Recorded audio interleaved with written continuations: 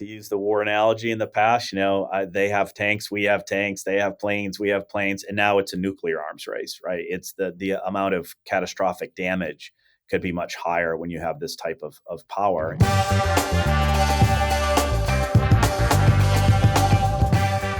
We've been lucky enough to get some amazing guests on with cybersecurity expertise, thought leaders in the space, Quentin Taylor being the most recent example of that. Following the interview with Quentin, which was received really well, we had amazing feedback from that interview. Wanted to get somebody else on to talk about cyber from a slightly different angle. Arctic Wolf are one of the most progressive thought leaders in the cyberspace. We were lucky enough to get the Chief Product Officer on. His name is Dan Schiappa. Dan, his credentials in this space are, extremely impressive. He's worked for the likes of Oracle, Sophos, and notably Microsoft when he first got into the space back when they were developing one of their original modern security products.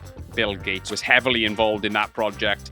It was fascinating to talk about that. They received a letter from the British government commending them on their work and just reiterating the importance of excellent cybersecurity. It was a very profound and proud moment for Dan and his team. So we talk about that. We talk about the other companies he's worked for, obviously, and discussing the ever-evolving landscape of cybersecurity, the latest trends. And notably, we talk about technology innovation and the impact it's going to have on cybersecurity. Things like blockchain technology, AI, of course, and quantum computing too, which I thought was fascinating. And Dan's take on quantum was very, very interesting. There was so much to cram in, but I really enjoyed the interview with Dan. A fantastic guy. I think you will too. It's Dan Schiappa.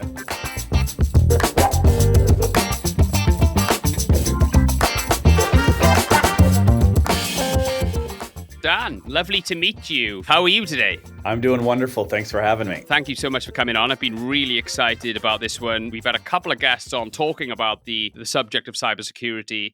Let's start with this one. What does good leadership mean to you, Dan?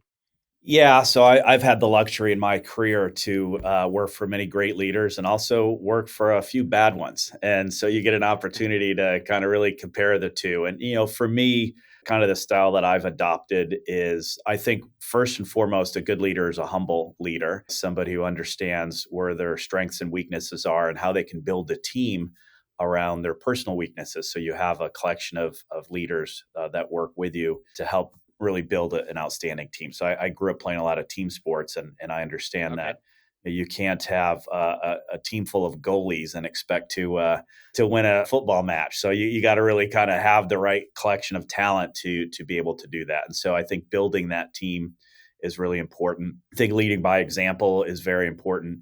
I'm a big fan of the structure of, if there's any credit given, it goes to the team. If there's any blame, it comes to me.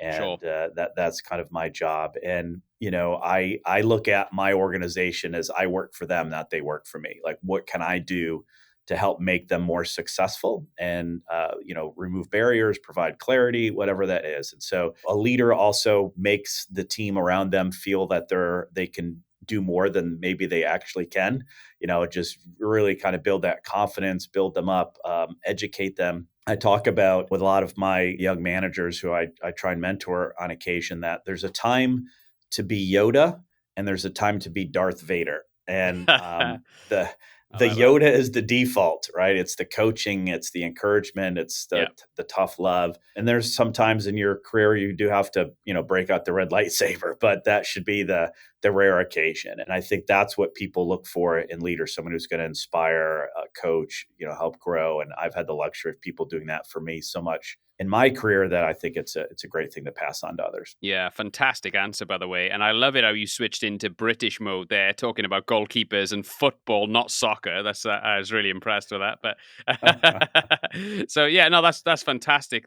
Thank you so much. I think that I completely agree. There's so much logic in amongst that. So you're obviously in a leadership position now, Dan. I want to delve back into the archives. You obviously grew up in the New York area. You've worked for some of the most influential companies in the world. Can you maybe give the listeners a little bit of an overview of your career and, crucially, the key milestones which set you on the path that you ended up pursuing? Yeah, I think it probably started back when I was in high school. My father worked for IBM, and we bought an IBM PC when they first came out. This dates me, this is back in the early '80s, right? But I just was enamored, just immediately. It was magical to me that I could write code and it could do something. It was Sure. a combination of science and artistry, and it was just I was hooked. And so throughout my career, I've always focused on computer science. So from high school, I went to university, studied computer science there. I took a weekend class, believe it or not, on Oracle when I was at the University of Central Florida in Orlando, and nobody had really heard of Oracle, and it was really a class about relational databases, but they were using Oracle technology. And so I thought that was pretty interesting. That was the first time I really did anything of that nature, and it was pretty exciting. And it just resonated with me mentally, the kind of the relational aspect of data. And so when I graduated and moved on, I had jobs focused on Oracle databases and Oracle Yeah, yeah. technology and building tools and interfaces and designing databases. And I eventually got the chance to work for Oracle, and it was a bunch of fun. We were focused on a category that preceded the internet called interactive television, and it was extraordinarily innovative stuff. I mean, there's still things that we built in the early '90s that don't exist yet today.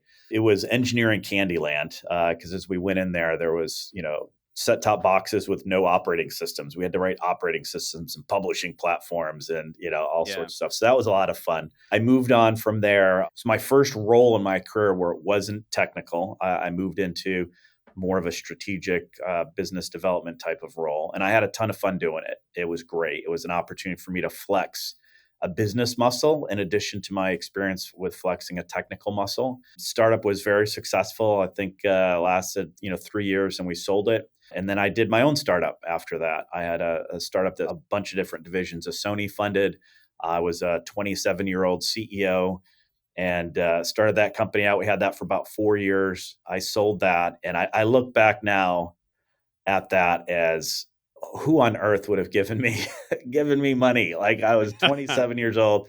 I mean, I was probably a relatively smart person, but I've never run a sales team before. Like I look back at some of the decisions I made and embarrassment, how naive I was in the day. But that's some of the ways you learn is by Sure. doing. And so I learned in some cases what worked well, but I think you often learn more from what doesn't work well. And Oh, so there's a absolutely. bunch there. When I started the company, the .com craze was still going, and then the bubble burst in the middle. And my company wasn't a .com; it was more of a technology infrastructure company, but nonetheless, it impacted the entire investment community, and it was tough. And so you did have to learn to kind of eat what you killed, and there wasn't a lot of investment money falling from the sky anymore, and you had to make a living and make payroll off of the business itself. So that was a great learning experience.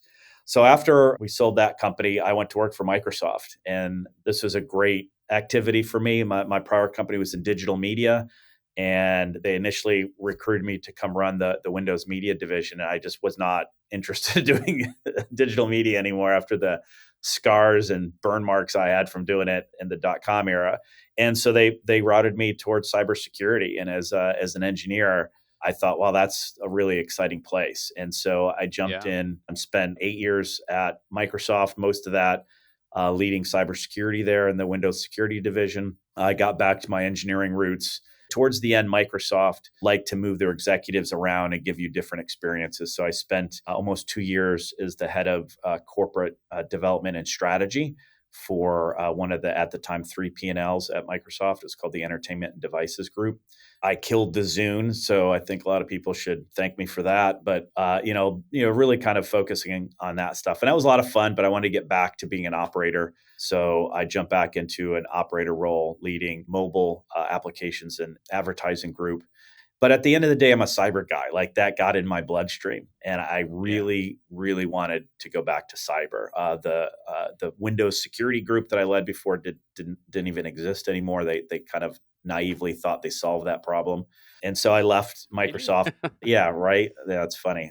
Windows security, I used to say was an oxymoron when I took on that Yeah. team. But I went to RSA. They're great kind of blue blood security company, and spent 3 years there. And then I made the jump to go to Sophos, and I did this for a variety of reasons. One, just the breadth of the portfolio.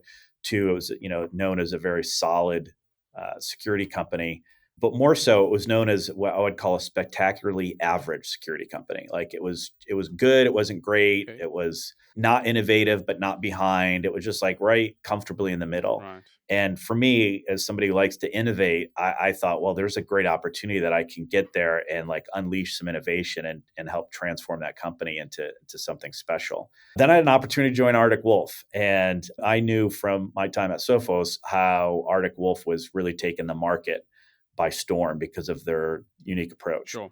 And so I had an opportunity to join, I would say, relatively early, 1,000-ish employees at the time, and help kind of bring them to the kind of the next level of where they needed to be, both technically and from a product strategy perspective. And man, who's going to turn down that opportunity to kind of latch onto a rocket ship like Arctic Wolf? And when I joined, actually, when I was interviewing with people, one of the things that I loved and admired is, I grew up playing team sports all the way through university, and the pack, we call it the pack.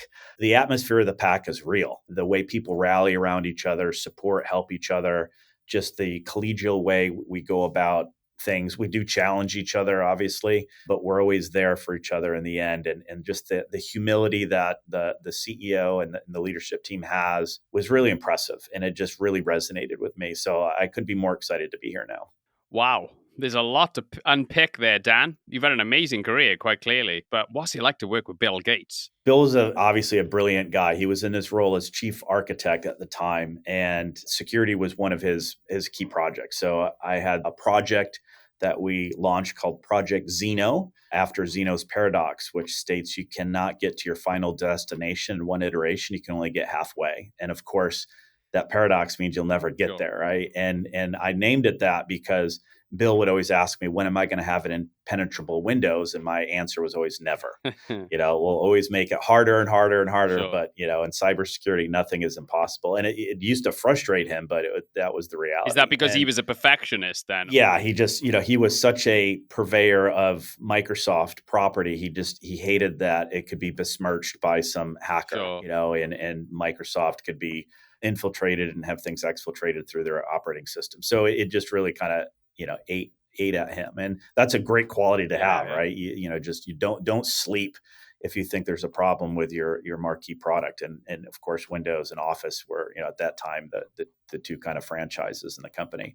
So I was able to put together a collection of the biggest security brains in all of Microsoft, including some legends, frankly, people like Butler Lamson, who was an MIT professor and a Microsoft researcher who literally wrote the book of cybersecurity. There's a book called The Orange Book that was written by a bunch of early computer scientists at Digital, and that's like literally the first Bible of cybersecurity. And Butler is one of those authors, and just a bunch of brilliant Sure. people. And we went around kind of predicting the future. So 10 years, which would have been circa 2015. So it tells you how old we are now. But, what was the world going to look like in 10 years, and how do we protect it? And it was a great project. And I think almost everything that came out of that project has since shipped in Windows. So I do still look at a lot of the progress that Windows made around security with some pride. And it was great. Bill was a strong critic. He was great to work with. What I learned to help get Bill engaged was to hand him the pen every once in a while, like ask him to tell us what he thought. A lot of people would just present to him and treat him like he was a movie critic. Like, here's my movie. What do you think? I wanted to treat him like a movie producer and get him involved. And he did. And I think, we formed a good relationship as a result of that. Yeah, for sure. So looking back now, what's the biggest sort of engineering challenge you overcome? What are you most proud of in all this innovation you've been involved with? What's from an engineering standpoint? What's your highlight, Dan? It's hard to pick just one. It really is. I'll kind of do a top five, maybe. I would say, doing the interactive television stuff at Oracle was mind blowing for me because, Larry Ellison sold this vision to a bunch of telcos and we had no technology.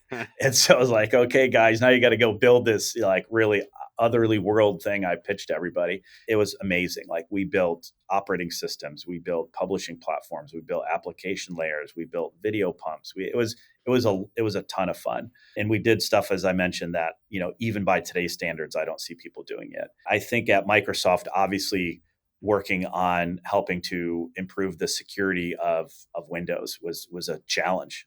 It was a kernel that was developed before the internet existed, Yeah. and now the attack vectors were so different, and building out and improving the protections for what was really the flagship of what everybody in the world used. I got a letter from the UK government actually that said Western civilization depends on your team. And I thought, oh boy, what a bunch of kooks. And I thought, wait a second, they're right, right? Hospitals, universities, militaries, financial companies, trading company, like everybody used Windows. And if we did not protect it, it would be problematic. And then, at Sophos, it was great to build a brand new endpoint with super modern technology, leveraging AI very early.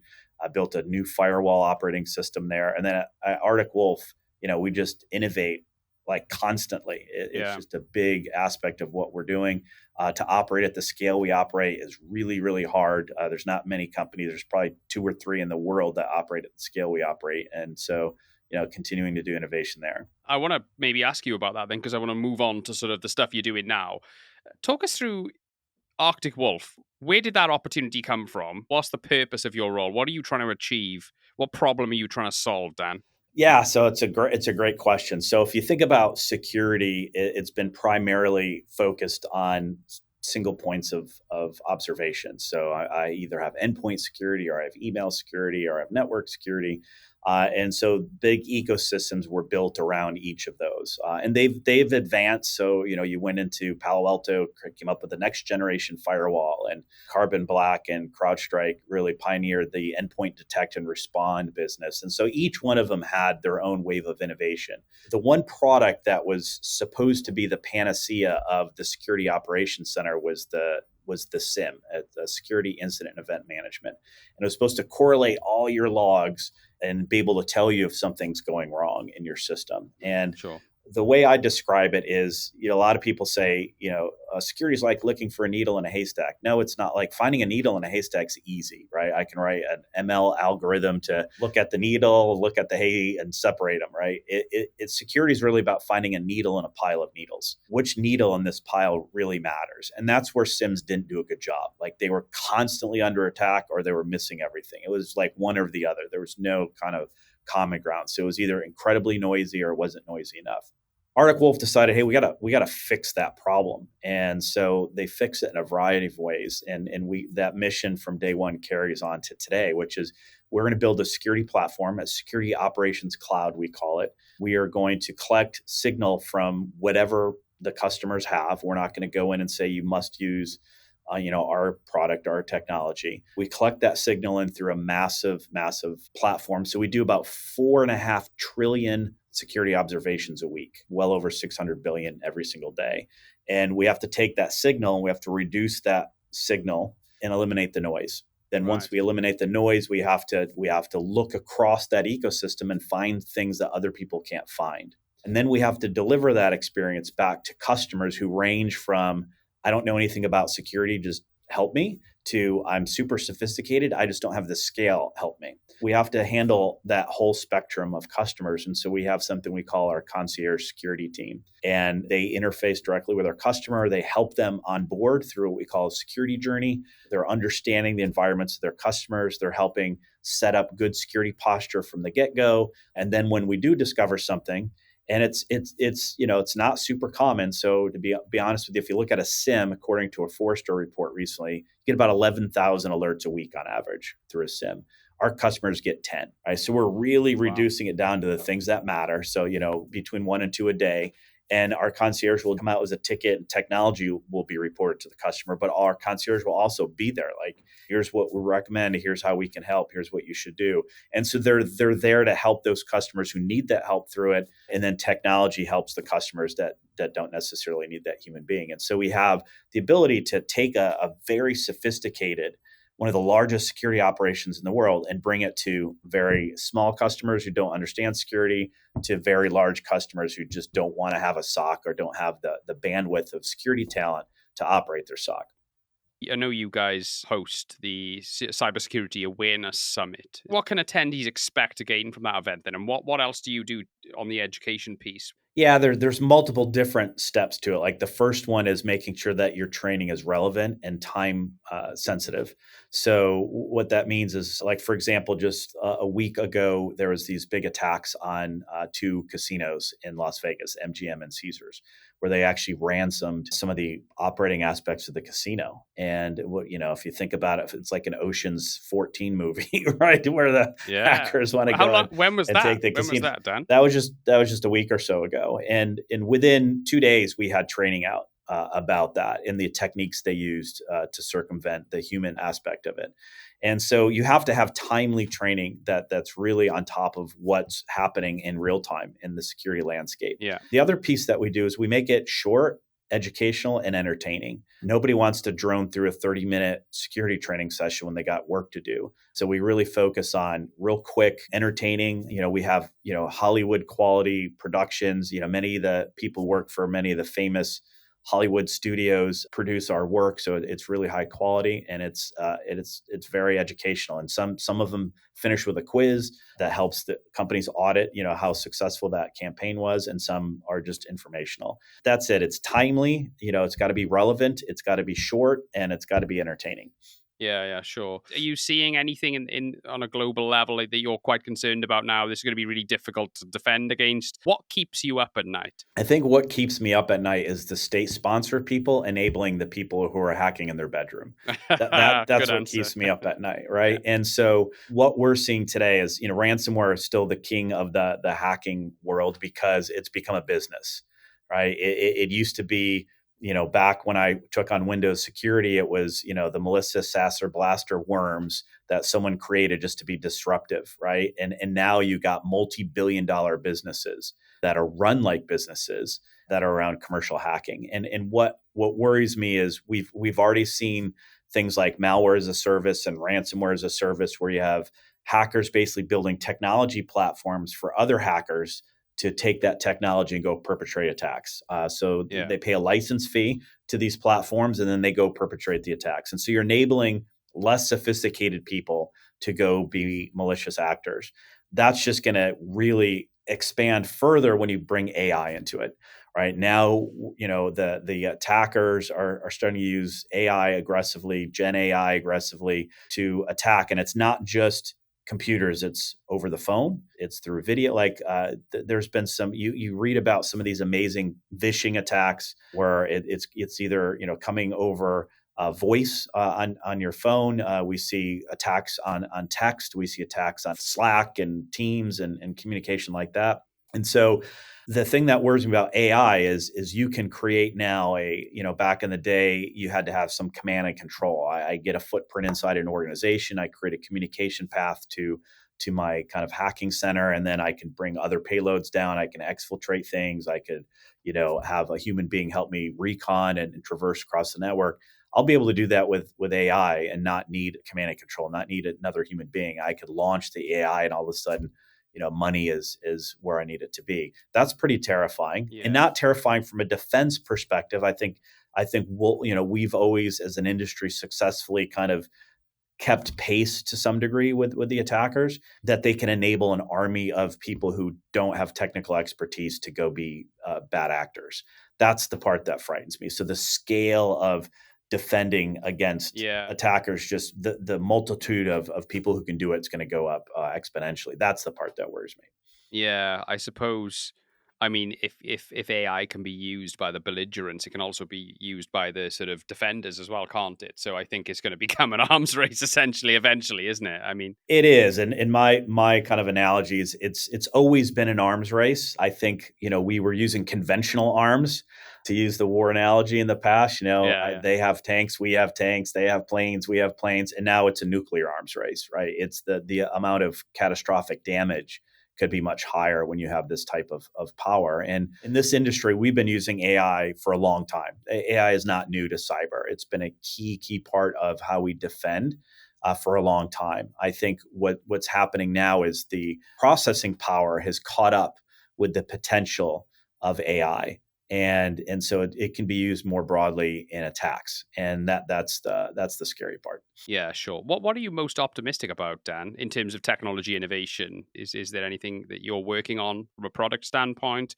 or anything you're seeing in the market in terms of more general innovation right now? Yeah, I do think AI is going to be a big driver for innovation. As I mentioned, we've in this industry been using it. We at Arctic Wolf been using it for a long time, but it is, it's picking up pace because the processing power is keeping up. So we're able to do some, really exciting things with AI that probably maybe weren't possible 5 years or so ago. Plus, just the multitude of people now who are experts in AI. Number of data scientists out continues to grow. Universities are pumping out PhDs with data science backgrounds now, where that was fairly uncommon.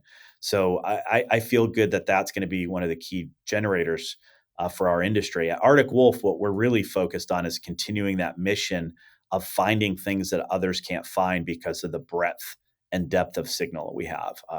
Getting signal from 15, 20 different data sources in an organization, really granular information, then building AI models on top of it. And then from a business perspective, the important aspect is to be able to do all that stuff at scale and be able to do it cost effectively. And so, for us, we want to continue to operate a business that's heading towards profitability, that has great margins, that still has that security operator in mind. Like, we don't think you're going to be able to fully automate the SOC. I think there's a lot of value to having human intelligence along with artificial intelligence. But for us, is how do we make it as efficient as possible so those humans are focusing on the things that really only humans can do, and they're not toiling around doing things that a machine can do. And so it's a combination of all those things that I'm going to think are going to be pretty innovative for us. Yeah, sure. What sort of general advice do you give to business owners, business leaders who want to protect their company from, or protect their customers' data, their own data from cybersecurity threats? Yeah, I think the biggest advice would be, don't assume that you're not a target. Like, I think a lot of companies, particularly smaller companies, will go, why would anybody want to hack me? Well, you may be the lowest hanging fruit in a supply chain attack. You may be a company that, while you don't think is important, could be ransomed at a decent amount of money. So I think that is an important aspect. And what's also important is to recognize that you may not have the security expertise necessary to protect yourself in this environment. And that means, making sure you have the right tooling, making sure you have the right eyes on your environment. As I mentioned before, I don't think there's a world where a human being doesn't add security value to your security operations. So making sure that you have that. And a lot of companies can't afford to build security operations centers. They can't afford to hire top tier security operators. And so companies like Arctic Wolf, and I think the whole MDR industry is growing because of that need. And so, my recommendation is understand what you're good at, what your core business is, and make sure that you're leveraging, the right tooling and expertise to provide the security coverage when that's not your core competence. Let's talk about product development then. So, obviously, you're the chief product officer. How do you go about creating, researching and then creating new products? Do you have a methodology that you follow? How does that process work for Arctic Wolf? Yeah, so I know there's a lot of teams, a lot of companies that have, innovation teams, or, a separate group that's off, experimenting and trying new things. My perspective there is the entire organization's an innovation team. We really need to innovate. And so one of the things I ask my teams to do is we do planning for what we're going to deliver. As I have something I call the feature pyramid. And if you could envision in your mind a pyramid that's broken into three pieces, the bottom of that pyramid is what I call foundation. These are all the basic things you need to build into a product that drives a high quality product. And it's also kind of the basic features to be competitive in the market. Quality and security is incredibly important because if you fail, you either fail open and the bad guys get in, or you fail close and it impacts business operations. And so security really has to operate almost like utility quality. It just has to be there. So foundation is very, very important. That's why it's the biggest part of the pyramid. The middle part of the pyramid is what I call differentiation. And this is where we do something different. Someone may do something similar, or we do it better, cheaper, faster. We do it different. And it's innovative. It's driving maybe an advantage where we can operate at scale at better cost structures than others, which means we can invest more in creating better security outcomes for our customers. And that's the middle of the pyramid. So that's the next biggest piece. And the top of the pyramid is what I call a game changer. This is something that Arctic Wolf would do that nobody else in the industry would do. People would look at us and go, "Oh my God, I don't do that." And so I make my teams kind of really focus on filling out that pyramid as we go through our planning exercise, because you don't want to be a company that's focused so much on the bottom of the pyramid that you're not innovating, you're not pushing innovation forward, because you have to innovate in security. Because I'm just not out competing with other security companies. I'm competing with the adversaries and professional hackers. That's who I'm competing with, and they're very innovative. At the same time, you don't want to be so focused on innovation that you're not doing the basics right. You're not building quality products, reporting, auditing, the core features. You're just focused on the shiny object. There's a lot of security companies, particularly startups, that do that. They focus all on the shiny object, and as a result, they can't scale. They can't they can't serve an enterprise customer, and you really have to kind of balance those things out. Just out of curiosity, Dan, you obviously you've worked for some of the world's most influential companies in the technology space. I'm talking about Microsoft, obviously, Sophos being another one. Is there anything you took from those companies, lessons you learned in those companies that you've actually implemented in Arctic Wolf since you've been there? Whether it's from a cultural standpoint, a technology engineering standpoint, is there anything you've transferred over to your new role?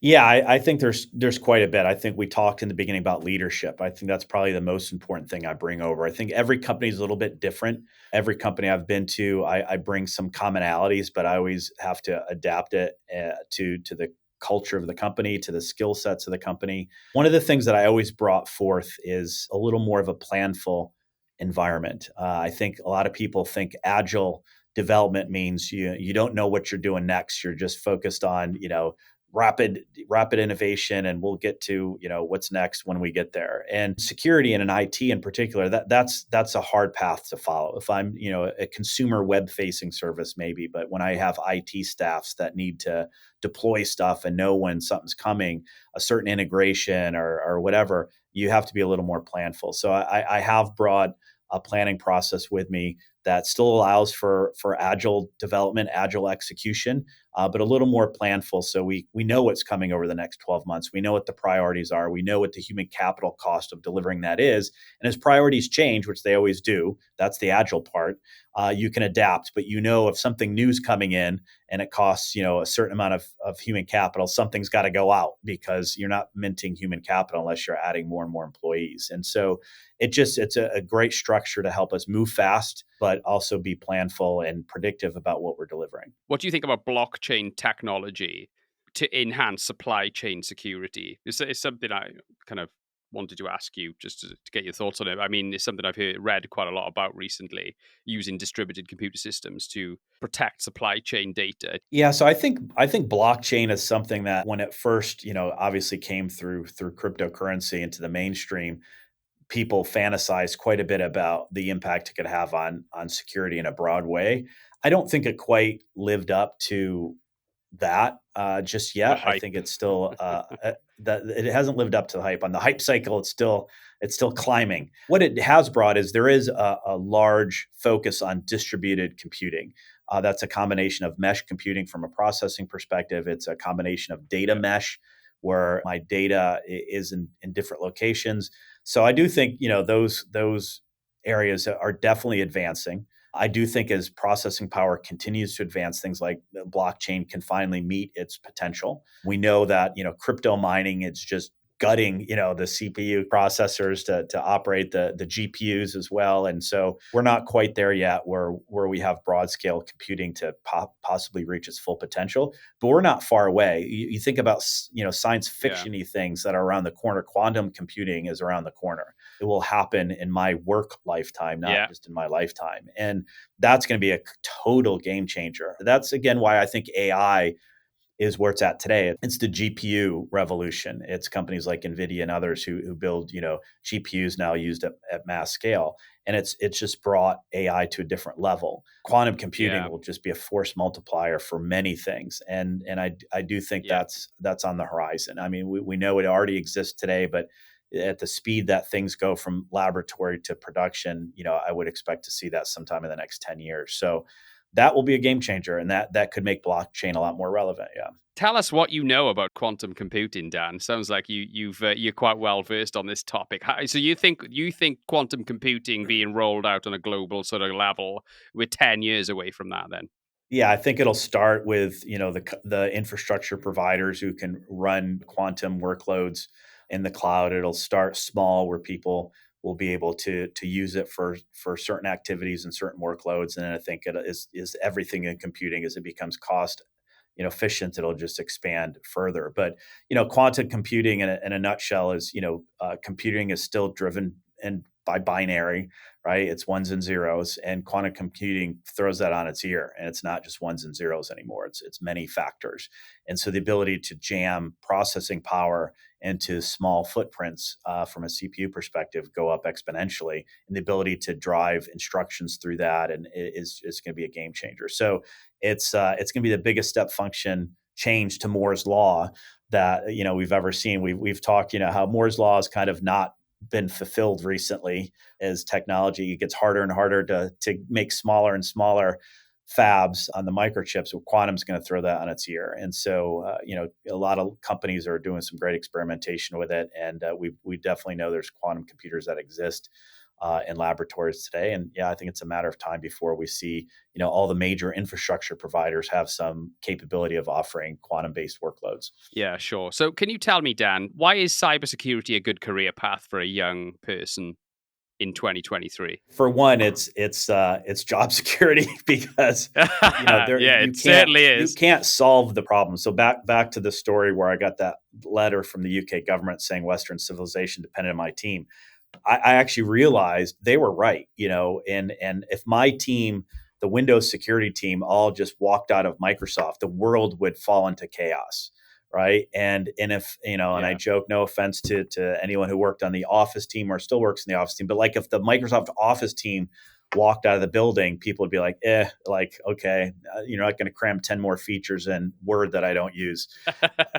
Yeah, I know if it's Office has been a great place for innovation, so I don't mean to knock it, but Yeah, sure. like cybersecurity Yeah. is necessary. It's a necessary innovation. It's not optional for companies to focus on that. And Yeah, yeah. so as an engineer, as a technical person, you always have to be up on the latest technology. You're never done. You can never go, oh, problem solved. I'm out. And that's really exciting. And as a competitive person too, you have an adversary. And my adversary isn't, can I have a better Office solution than somebody else? My adversary is somebody who's actually trying to violate what I am building. That has just a different level of excitement from an engineer's perspective and a different level of competitive nature. So to me, it is the most exciting part of technology, simply because we're going to leverage all these AI and quantum and you name it, like whatever cool innovations going on around us, we're going to leverage it, and also our customers are. So you have to learn how to protect it. So it's one of those things. I remember as a kid, I had friends whose father was a doctor. I thought, man, they got to just constantly, continuously educate themselves. Like you can't Yeah. ever be behind the times in medical. And I was like, that stinks. Like, I was glad to be done with school when I was done. But no, cyber, you're never done. You're always No, educating yourself. absolutely. You're It's even always up to worse. date. The innovation's even quicker, isn't it? Exactly. And so that's kind of like a drug. It's hard to get off of once you get on it. Sure. And, once I think you get into cyber, you can't find as the same excitement anywhere else. Yeah, absolutely. Good answer. What are you most excited about from a technology standpoint? What technology innovation are you most excited about outside of the world of cyber? I do think it's AI. I'm both excited and terrified by it. I think, again, is in cyber, we've been using it for a long time, so it's nothing new. But when you see things like generative AI and Chat GPT and Dolly and things like Yeah. falling into the hands of the everyday people, they finally go, oh my God, like this is crazy. And then you see, strikes in Hollywood over it because they're worried it's going to come take their jobs, Oh, right? And it's so going to be it's going crazy. to be one of Yeah. those human transformative technologies that as we continue to gain expertise in it, we gain more and more processing power. It is going to be, it's like the Industrial Revolution all over again. It's going to have that much of an Yeah, impact on us. I completely agree. Yeah. Industrial Revolution, microwave oven, internet, AI. Like Yeah, those are like yeah, four things that, drastically changed the world. And I think we don't even know. I mean, you see, the Stephen Hawkings and Bill Gates, even like, Skynet's coming, machines are going to take over the earth. Like, while a lot of people can roll their eyes at that, we don't know. Like, I mean, mm, it's quite possible. So at the same time as it's going to be very exciting to see how it can positively transform the world, it's certainly going to negatively transform the world as well. So that is something that both excites and terrifies me. yeah. But look, looking back on your career now, Dan, when you to cast your mind back to that guy who left university pre Oracle days, maybe 21-year-old self, what advice would you give to that guy, knowing what you know now? Oh, wow. So I had people gave me good advice that I think I listened to back then. I would just say something I learned too late in my career is be humble. Just be humble. I think in my early career, I was a very arrogant, frankly, engineer. Like I was talented, and I just thought I could do anything I was asked of, and I was a little arrogant. It wasn't until I was running a company and I ran into bad things. I ran into a tough economy, no more investor money. I had to lay people off, and I had to lay off my Yeah, mother-in-law, and I love my mother-in-law. that must have been awkward. It was, it was. It was. And it wasn't really until then that I learned humility, to be frank. And I would have, Sure. I think I would have been even, I think I would have been better prepared for that scenario if I would have started off with humility. And then the other advice I give everybody that someone did give me, and I did live this, is you cannot control if somebody is more talented than you, but you can Yeah, control if you will outwork them. Right. So you can control how yeah, hard you work. And sure. I think in a world like cyber where you're constantly learning and like that matters. And I do think that's the world's changed a little bit in that regard. I think as a society, we're a little more focused on, how, what when the next holiday is, or what I'm going to do on the weekend. Like we've lost a little bit of that hard edge of just working really, really hard. It doesn't mean you have to work, 70 hours a week. That's not what it means. It just means, you gotta put your nose to the grindstone. You got to do that extra research to educate yourself on what's changing in your job. And I did do Yeah. that throughout my career, and I think that's helped me, become who I am today. Yeah, sure. No, great answer. Final question then: what book or story or anecdote or documentary have you seen recently which inspired you? That's a great, great question. So it's not as recent a book, but there's a book called The Leadership Pill. It's a small Oh, book. Ken I've Blanchard not wrote heard of it. that one. Very famous. Yeah, very famous kind of business author. He likes to tell his stories, his business lessons in the form of a story. And this story is about two employees who were moving into managerial roles, and one was given the leadership pill and one wasn't. And basically it's a Okay. story about, are leaders born or are they made? And it was a great book. And you can read it probably in an hour. It's very thin, but I Oh many wow. places handed that book out to every one of my leaders, because I think it really kind of tells a story of what it means to be a leader, how you can become a leader even if you don't have that Yeah. natural instinct in you.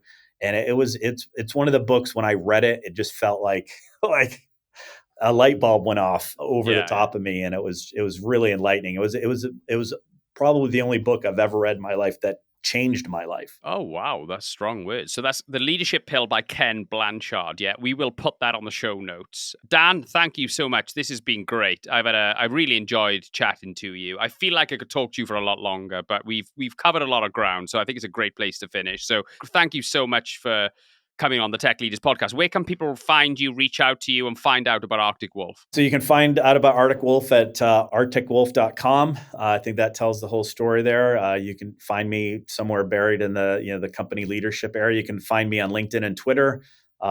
Just search Dan Schiappa. I'm there, and I do spend quite a bit of time, sharing information and my thoughts and everything on both those platforms. Thank you so much, Dan. Thank you for having me. It's been fun.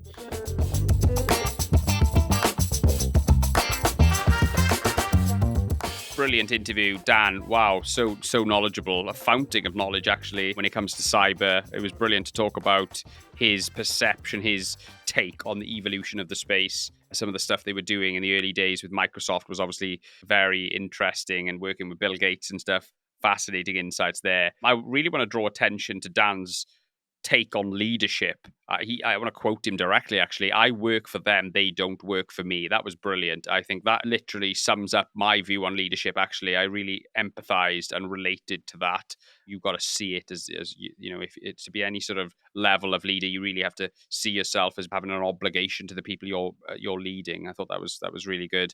But the thing that really stood out for me was Dan's take on creating his own startup and the journey he went on there. He made a really salient point about that. He had to lay off his own mother-in-law, for goodness sake. That must have been awful. But he basically said, the point was, he said he was very arrogant going into that experience, but he went through this cathartic lesson, this process of having his backside handed to him by the marketplace. And it was at that point he became a better operator. You know, he learned a lesson which benefited him for the rest of his career. And I thought that was really interesting, which I certainly felt was quite profound.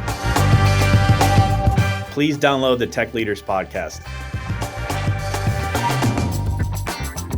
If you found this episode valuable and thought-provoking, we would really appreciate it if you could quite simply click the subscribe button and possibly even leave a review. This helps us to spread the word and reach a wider audience so that we can make a bigger impact and bring you the best guests possible. Thank you so much for downloading.